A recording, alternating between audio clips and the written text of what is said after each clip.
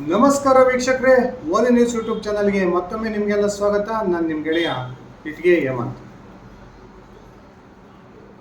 ಲೋಕಸಭಾ ಚುನಾವಣೆ ಕಾವು ರಾಜ್ಯದಲ್ಲಿ ದಿನದಿಂದ ದಿನಕ್ಕೆ ಏರ್ತಿರ್ತಕ್ಕಂಥ ಈ ಸಂದರ್ಭದಲ್ಲಿಯೇ ಕಾಂಗ್ರೆಸ್ನ ಪ್ರಮುಖ ನಾಯಕರು ಆಡ್ತಿರ್ತಕ್ಕಂಥ ಎಡವಟ್ಟು ಮಾತುಗಳು ಇದೀಗ ಕಾಂಗ್ರೆಸ್ಗೆ ಬರ್ತಕ್ಕಂಥ ಲೋಕಸಭಾ ಚುನಾವಣೆಯಲ್ಲಿ ದುಬಾರಿ ಆಗ್ಬೋದಾ ಅಂತಕ್ಕಂಥ ಮಾತುಗಳು ಕೇಳಿ ಬರ್ತಾ ಇದ್ದಾವೆ. ತಮ್ಮ ಮಾತಿನ ಬರದಲ್ಲಿ ಬಿಜೆಪಿಯ ನಾಯಕರ ವಿರುದ್ಧ ಪದೇ ಪದೇ ವಾಗ್ದಾಳಿಯನ್ನು ನಡೆಸ್ತಿರ್ತಕ್ಕಂಥ ಕಾಂಗ್ರೆಸ್ನ ಪ್ರಮುಖ ನಾಯಕರುಗಳೇ ಇದೀಗ ಕಾಂಗ್ರೆಸ್ ಪಕ್ಷಕ್ಕೆ ಪದೇ ಪದೇ ಮುಜುಗರವನ್ನು ತಂದಿಡ್ತಾ ಇದ್ದಾರೆ. ಸುಮಾರು 8ರಿಂದ 10 ಪ್ರಮುಖ ಕಾಂಗ್ರೆಸ್ನ ಶಾಸಕರು ಹಾಗೂ ಮಂತ್ರಿಗಳು ಬಿಜೆಪಿ ಹಾಗೂ JDSನ ವಿರುದ್ಧ ತಮ್ಮ ವಾಗ್ದಾಳಿ ನಡೆಸ್ತಕ್ಕಂಥ ಸಂದರ್ಭದಲ್ಲಿ ನಿಯಮವನ್ನು ಮೀರಿ ತಮ್ಮ ನಾಲಿಗೆಯನ್ನು ಹರಿಬಿಡ್ತಿರ್ತಕ್ಕಂಥದ್ದು ಕಾಂಗ್ರೆಸ್ನ ಪಾಲಿಗೆ ಬಹುದೊಡ್ಡ ಒಂದು ತಲೆನೋವಾಗಿ ಪರಿಣಮಿಸಿದೆ. ಕಳೆದ ಲೋಕಸಭಾ ಚುನಾವಣೆಯಲ್ಲಿ ಮಂಡ್ಯ ಲೋಕಸಭಾ ಕ್ಷೇತ್ರಕ್ಕೆ ಸಂಬಂಧಪಟ್ಟಂತೆ HD ರೇವಣ್ಣ ಆಡಿದ ಒಂದೇ ಒಂದು ಮಾತು ಆ ಸಂದರ್ಭದಲ್ಲಿ ನಿಖಿಲ್ ಕುಮಾರಸ್ವಾಮಿ ಅವರ ಸೋಲಿಗೆ ಕಾರಣವಾಗಿತ್ತು ಅಂದರೆ ತಪ್ಪಾಗೋದಿಲ್ಲ. ಸುಮಲತಾ ಅವರನ್ನ ಟೀಕಿಸುವ ಬರದಲ್ಲಿ HD ರೇವಣ್ಣ ಅವರು ಈ ಅಮ್ಮನಿಗೆ ರಾಜಕಾರಣ ಯಾಕೆ ಬೇಕಿತ್ತು, ಗಂಡ ಸತ್ತ 6 ತಿಂಗಳಿಗೆ ಚುನಾವಣೆ ಮಾಡೋದಕ್ಕೆ ಬಂದಿದ್ದಾಳೆ ಅಂತಕ್ಕಂಥ ಮಾತನ್ನ ಏನು ರೇವಣ್ಣ ಅವರು ಆಡಿದ್ರು.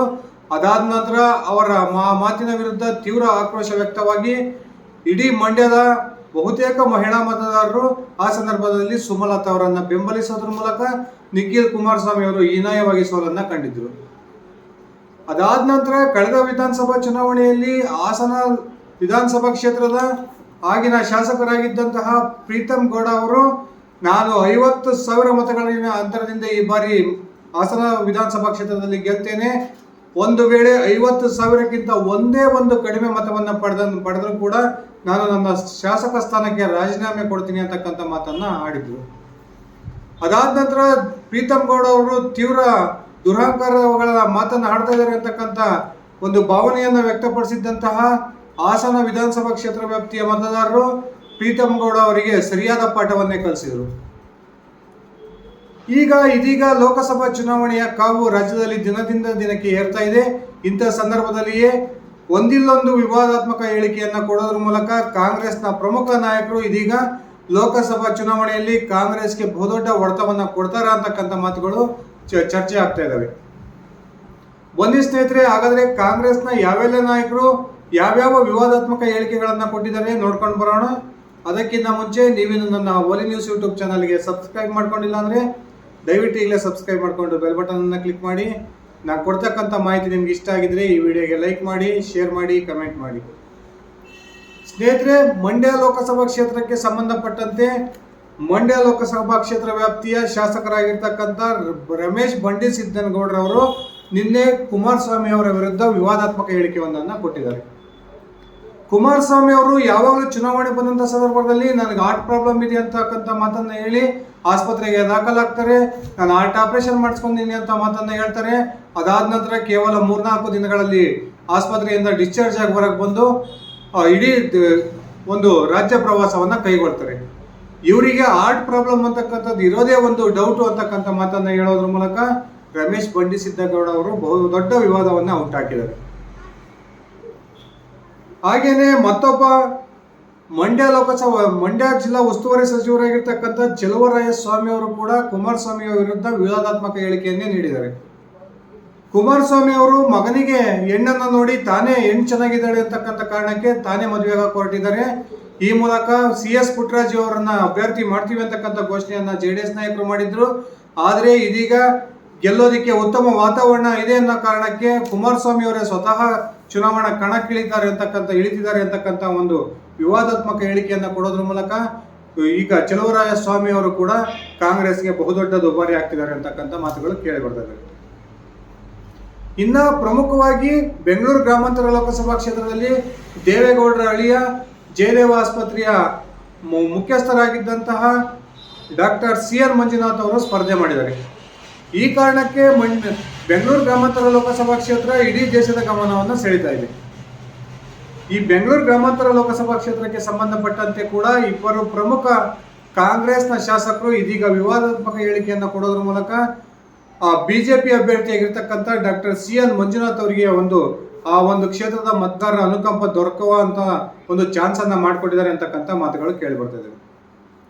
ಮಾಗಡಿಯ ಶಾಸಕ ಬಾಲಕೃಷ್ಣ ಡಾಕ್ಟರ್ CN ಮಂಜುನಾಥ್ ಅವರನ್ನ ಕಳ್ಳಿ ಗಿಡಕ್ಕೆ ಹೋಲಿಸೋದ್ರ ಮೂಲಕ ಕಳ್ಳಿ ಗಿಡ ಎಷ್ಟು ಡೇಂಜರ್ ಅಂತಕ್ಕಂಥದ್ದು ನಿಮಗೆ ಗೊತ್ತಿಲ್ವಾ ಅಂತಕ್ಕಂಥ ಪ್ರಶ್ನೆಯನ್ನ ಆ ಒಂದು ಬೆಂಗಳೂರು ಗ್ರಾಮಾಂತರ ಮತದಾರರ ಮುಂದೆ ಇಟ್ಟಿದ್ರು. ಈ ಬಾಲಕೃಷ್ಣ ಅವರ ಈ ಮಾತಿಗೆ ತೀವ್ರ ವಿರೋಧವನ್ನ ಬೆಂಗಳೂರು ಗ್ರಾಮಾಂತರ ಲೋಕಸಭಾ ಕ್ಷೇತ್ರದ ಪ್ರಮುಖ ಮತದಾರರೇ ಕಾಂಗ್ರೆಸ್ನ ಕಾರ್ಯಕರ್ತರೆ ಪದೇ ಪದೇ ಇವರ ಒಂದು ಮಾತಿಗೆ ತೀವ್ರ ವಿರೋಧವನ್ನು ವ್ಯಕ್ತಪಡಿಸಿದ್ದಾರೆ. ಈ ಕಾರಣಕ್ಕೆ ಬಾಲಕೃಷ್ಣ ಹೇಳಿಕೆ ಕೂಡ ಕಾಂಗ್ರೆಸ್ಗೆ ಬಹು ದುಬಾರಿ ಆಗ್ಬೋದು ಅಂತಕ್ಕಂಥ ಮಾತುಗಳು ಕೇಳಿ ಬರ್ತಾ ಇದ್ದಾರೆ. ಅದೇ ರೀತಿ ರಾಮನಗರದ ಶಾಸಕರಾಗಿರ್ತಕ್ಕಂಥ ಇಕ್ಬಾಲ್ ಹುಸೇನ್ ಅವರು ಬೆಂಗಳೂರು ಗ್ರಾಮಾಂತರ ಲೋಕಸಭಾ ಕ್ಷೇತ್ರಕ್ಕೆ ಸಂಬಂಧಪಟ್ಟಂತೆ JDS ನಿಂದ ಸ್ಪರ್ಧೆ ಮಾಡೋದಕ್ಕೆ ಯಾವ ಗಂಡಸರು ಇರಲಿಲ್ವಾ, ಅದಕ್ಕೆ ಬೆಂಗಳೂರು ಗ್ರಾಮಾಂತರ ಕ್ಷೇತ್ರವನ್ನ JDS ನ HD ದೇವೇಗೌಡರ ಅಳಿಯ CN ಮಂಜುನಾಥ್ ಅವರನ್ನ ಬಿಜೆಪಿಯ ಒಂದು ಚಿಹ್ನೆಯ ಮೇಲೆ ನೀವು ನಿಲ್ಲಿಸಿದಿರ ಅಂತಕ್ಕಂಥ ಒಂದು ವಿವಾದಾತ್ಮಕ ಹೇಳಿಕೆಯನ್ನ ಕೊಟ್ಟಿದ್ದಾರೆ. ಈ ಮೂಲಕ JDS ಅವರ ಗಂಡುಸ್ತನವನ್ನ ಕೆಣಕೋ ಪ್ರಯತ್ನವನ್ನ ಇಕ್ಬಾಲ್ ಹುಸೇನ್ ಅವರು ಮಾಡಿದ್ದಾರೆ. ಈ ಒಂದು ಮಾತು ಕೂಡ ಬಹುದೊಡ್ಡ ವಿವಾದವಾಗಿ ಈಗಾಗಲೇ ತೀವ್ರ ವಿರೋಧ ವ್ಯಕ್ತ ಆಗ್ತಾ ಇದೆ. ಇನ್ನ ಮತ್ತೊಬ್ಬ ಪ್ರತಿ ಬಾರಿ ವಿವಾದವನ್ನೇ ಮಾಡ್ಕೊಳ್ತಾ ಬರ್ತಿರ್ತಕ್ಕಂಥ ಕರ್ನಾಟಕ ಸರ್ಕಾರದ ಮತ್ತೊಬ್ಬ ದಲಿತ ಸಚಿವ ಶಿವರಾಜ್ ತಂಗಡಗಿ ಕೂಡ ಮೊನ್ನೆ ತಾನೇ ಮೋದಿಜಿಯವರ ವಿರುದ್ಧ ಮಾತನಾಡ್ತಕ್ಕಂಥ ಸಂದರ್ಭದಲ್ಲಿ ಯಾರು ಮೋದಿಜಿಯವರಿಗೆ ಜೈ ಅಂತಾರೋ, ಯಾರು ಪದೇ ಪದೇ ಮೋದಿಜಿ ಅಂತಾರೋ ಅವರಿಗೆ ಕಪಾಳಕ್ಕೆ ಬಾರಿಸಬೇಕು ಅಂತಕ್ಕಂಥ ಒಂದು ಮಾತನ್ನ ಹೇಳಿದ್ರು. ಇದಾದ ನಂತರ ಬಿಜೆಪಿ ಹಾಗೂ JDS ನ ನಾಯಕರು ಶಿವರಾಜ್ ತಂಗಡಗಿ ಅವರ ವಿರುದ್ಧ ಮುಗೆ ಬಿದ್ದು ಶಿವರಾಜ್ ತಂಗಡಿ ಅವರ ವಿರುದ್ಧ ತೀವ್ರ ವಾಗ್ದಾಳಿಯನ್ನು ನಡೆಸಿದ್ದನ್ನು ನಾವೆಲ್ಲ ನೋಡಿದ್ವಿ. ಹಾಗೇನೆ ಕರ್ನಾಟಕ ರಾಜ್ಯದ ಮುಖ್ಯಮಂತ್ರಿಯವರ ಮಗನಾಗಿರ್ತಕ್ಕಂಥ ಯತೀಂದ್ರ ಸಿದ್ದರಾಮಯ್ಯನವರು ಇವರು ಕೂಡ ಪದೇ ಪದೇ ವಿವಾದವನ್ನು ಹುಟ್ಟುಹಾಕ್ತಾನೆ ಇದ್ದಾರೆ. ಒಂದು ಉತ್ತಮ ಮಾತಿನ ಶೈಲಿ ಇವತ್ತರೆಗೂ ಕೂಡ ಯತೀಂದ್ರ ಸಿದ್ದರಾಮಯ್ಯ ಅವರು ರೂಢಿಸಿಕೊಂಡಿಲ್ಲ. ರಾಷ್ಟ್ರದ ಗೃಹ ಸಚಿವರಾಗಿರ್ತಕ್ಕಂಥ ಅಮಿತ್ ಶಾ ಅವರನ್ನ ಟೀಕೆ ಮಾಡೋ ಬರೋದ್ರಲ್ಲಿ ಅಮಿತ್ ಶಾ ಒಬ್ಬ ಗೂಂಡ ಗಡಿಪಾರಾಗಿರ್ತಕ್ಕಂಥ ವ್ಯಕ್ತಿ, ಆತನನ್ನ ಬಿಜೆಪಿ ರಾಷ್ಟ್ರದ ಗೃಹ ಸಚಿವನನ್ನಾಗಿ ಮಾಡಿದೆ ಅಂತಕ್ಕಂಥ ಮಾತನ್ನ ಹೇಳಿದರು. ವೀಕ್ಷಕರೇ, ಒಂದು ಮಾತು ನೆನಪಿರಲಿ, ಅಮಿತ್ ಶಾ ಅವರ ಮೇಲಿರ್ತಕ್ಕಂಥ ಪ್ರತಿಯೊಂದು ಕೇಸನ್ನು ಕೂಡ ಈಗಾಗಲೇ ಸುಪ್ರೀಂ ಕೋರ್ಟ್ ವಜಾ ಮಾಡಿದೆ. ಈ ಒಂದು ಸುಪ್ರೀಂ ಕೋರ್ಟ್ನಲ್ಲಿ ಈ ಕೇಸ್ಗಳು ವಜಾ ಆಗಿದ್ದಾವೆ ಅಂತಕ್ಕಂಥ ಸಾಮಾನ್ಯ ಜ್ಞಾನ ಇಲ್ಲದಂತಹ ಮುಖ್ಯಮಂತ್ರಿ ಸಿದ್ದರಾಮಯ್ಯನವರ ಮಗ ಯತೀಂದ್ರ ಸಿದ್ದರಾಮಯ್ಯನವರು ಈಗ ಪದೇ ಪದೇ ವಿವಾದವನ್ನು ಹುಟ್ಟಾಕ್ತಾ ಇದ್ದಾರೆ. ಹಾಗೇನೆ ದಾವಣಗೆರೆ ಲೋಕಸಭಾ ಕ್ಷೇತ್ರಕ್ಕೆ ಸಂಬಂಧಪಟ್ಟಂತೆ ಇಬ್ಬರು ಕಾಂಗ್ರೆಸ್ನ ಶಾಸಕರು ಪದೇ ಪದೇ ವಿವಾದವನ್ನು ಹುಟ್ಟಾಕ್ತಾನೆ ಇದ್ದಾರೆ. ಇಡೀ ವಿಧಾನಸಭೆಯಲ್ಲಿ ವಯಸ್ಸಿನಲ್ಲಿ ಅತ್ಯಂತ ಹಿರಿಯರಾಗಿರ್ತಕ್ಕಂಥ ಶಾಸಕ ಶಾಮನೂರು ಶಿವಶಂಕರಪ್ಪನವರು ಬಿಜೆಪಿ ದಾವಣಗೆರೆ ಅಭ್ಯರ್ಥಿಯಾಗಿರ್ತಕ್ಕಂಥ ಗಾಯತ್ರಿ ಸಿದ್ದೇಶ್ವರ್ ಅವರ ವಿರುದ್ಧ ವಾಗ್ದಾಳಿಯ ನಡೆಸ್ತಕ್ಕಂಥ ಸಂದರ್ಭದಲ್ಲಿ ಬಾಯಿ ತಪ್ಪಿಯೋ ಅಥವಾ ಉದ್ದೇಶಪೂರ್ವಕವಾಗಿಯೋ ಹೆಂಗಸರು ಮನೆಯಲ್ಲಿರಬೇಕು, ಅವರು ಅಡಿಗೆ ಮಾಡೋದಷ್ಟೇ ಅವ್ರ ಕೆಲಸ, ಇವರೆಲ್ಲ ರಾಜಕಾರಣಕ್ಕೆ ಬರಬಾರ್ದು ಅಂತಕ್ಕಂಥ ಒಂದು ಮಾತನ್ನ ಹೇಳಿದರು. ಸ್ವತಃ ಶಾಮನೂರು ಶಿವಶಂಕರಪ್ಪನವರ ಸೊಸೆ ಪ್ರಭಾ ಮಲ್ಲಿಕಾರ್ಜುನ್ ಅವರು ಕೂಡ ಈ ಬಾರಿ ದಾವಣಗೆರೆ ಲೋಕಸಭಾ ಕ್ಷೇತ್ರದಿಂದ ಕಾಂಗ್ರೆಸ್ನ ಅಭ್ಯರ್ಥಿಯಾಗಿರ್ತಕ್ಕಂಥದ್ದನ್ನ ನಾವಿಲ್ಲೆಲ್ಲ ಗಮನಿಸಬೇಕು.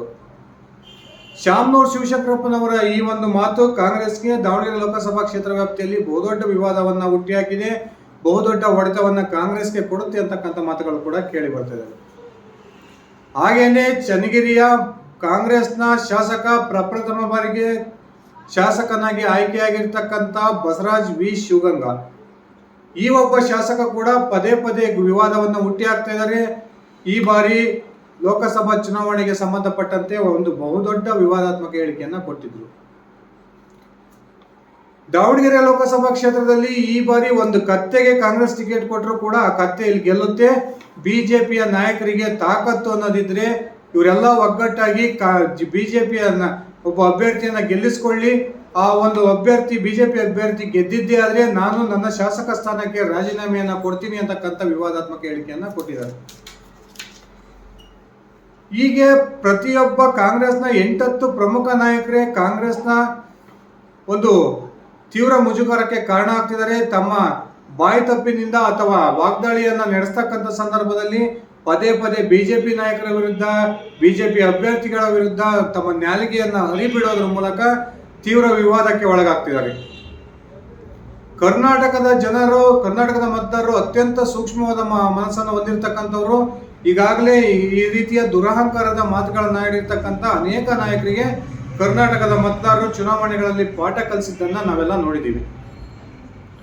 ಮುಂಬರ್ತಕ್ಕಂಥ ಲೋಕಸಭಾ ಚುನಾವಣೆಯಲ್ಲೂ ಕೂಡ ಕಾಂಗ್ರೆಸ್ನ ಈ ನಾಯಕರು ಆಡಿರ್ತಕ್ಕಂಥ ಪ್ರತಿಯೊಂದು ವಿವಾದದ ಮಾತುಗಳು ಕೂಡ ಬಹುದೊಡ್ಡ ಬೆಲೆಯನ್ನ ಕಾಂಗ್ರೆಸ್ ತೆರಬೇಕಾಗುತ್ತೆ ಅಂತಕ್ಕಂಥ ಮಾತುಗಳು ಚರ್ಚೆಯಲ್ಲಿದ್ದಾವೆ. ಕಾದ್ ನೋಡೋಣ ಸ್ನೇಹಿತರೆ, ಕಾಂಗ್ರೆಸ್ನ ಈ ನಾಯಕರು ಉಂಟು ಮಾಡಿರ್ತಕ್ಕಂಥ ಈ ವಿವಾದಾತ್ಮಕ ಮಾತುಗಳು ಕಾಂಗ್ರೆಸ್ಗೆ ಎಷ್ಟು ಮಟ್ಟಿನ ಹೊಡೆತವನ್ನ ಮುಂಬರ್ತಕ್ಕಂಥ ಲೋಕಸಭಾ ಚುನಾವಣೆಯಲ್ಲಿ ಕೊಡುತ್ತೆ. ಬಿಜೆಪಿ ಈ ಒಂದು ಕಾಂಗ್ರೆಸ್ ನಾಯಕರ ಈ ಮಾತುಗಳನ್ನೇ ತಮ್ಮ ಚುನಾವಣೆಯ ಬ್ರಹ್ಮಾಸ್ತ್ರವನ್ನಾಗಿ ಉಪಯೋಗಿಸಿಕೊಳ್ಳುತ್ತಾ ಈಗಾಗಲೇ ಬಿಜೆಪಿ ಹಾಗೂ JDSನ ನಾಯಕರು ಕಾಂಗ್ರೆಸ್ನ ಈ ನಾಯಕರ ಒಂದು ಮಾತುಗಳ ವಿರುದ್ಧ ತೀವ್ರ ಮುಗಿಬಿದ್ದಿರ್ತಕ್ಕಂಥದ್ದು ನಾವೆಲ್ಲ ನೋಡಿದ್ದೀವಿ. ಕಾದ್ ನೋಡೋಣ ಈ ಕಾಂಗ್ರೆಸ್ ನಾಯಕರ ಮಾತುಗಳು ಚುನಾವಣೆಯ ಮೇಲೆ ಯಾವ ರೀತಿಯ ಪರಿಣಾಮವನ್ನು ಬೀರಬಹುದು. ಇದಿಷ್ಟಾಗಿತ್ತು ಸ್ನೇಹಿತರೆ ನನ್ನ ಇವತ್ತಿನ ವಿಡಿಯೋ. ನಾನು ಕೊಟ್ಟಿರ್ತಕ್ಕಂಥ ಮಾಹಿತಿ ನಿಮ್ಗೆ ಇಷ್ಟ ಆಗಿದ್ರೆ ಈ ವಿಡಿಯೋಗೆ ಲೈಕ್ ಮಾಡಿ, ಶೇರ್ ಮಾಡಿ, ಕಮೆಂಟ್ ಮಾಡಿ. ನೀವಿನ್ನು ನನ್ನ ಓಲಿ ನ್ಯೂಸ್ ಯೂಟ್ಯೂಬ್ ಚಾನಲ್ಗೆ ಸಬ್ಸ್ಕ್ರೈಬ್ ಮಾಡ್ಕೊಂಡಿಲ್ಲ ಅಂದರೆ ಸಬ್ಸ್ಕ್ರೈಬ್ ಮಾಡಿಕೊಂಡು ಬೆಲ್ ಬಟನನ್ನು ಕ್ಲಿಕ್ ಮಾಡಿ. ಧನ್ಯವಾದಗಳು ಸ್ನೇಹಿತರೆ, ಶುಭ ದಿನ.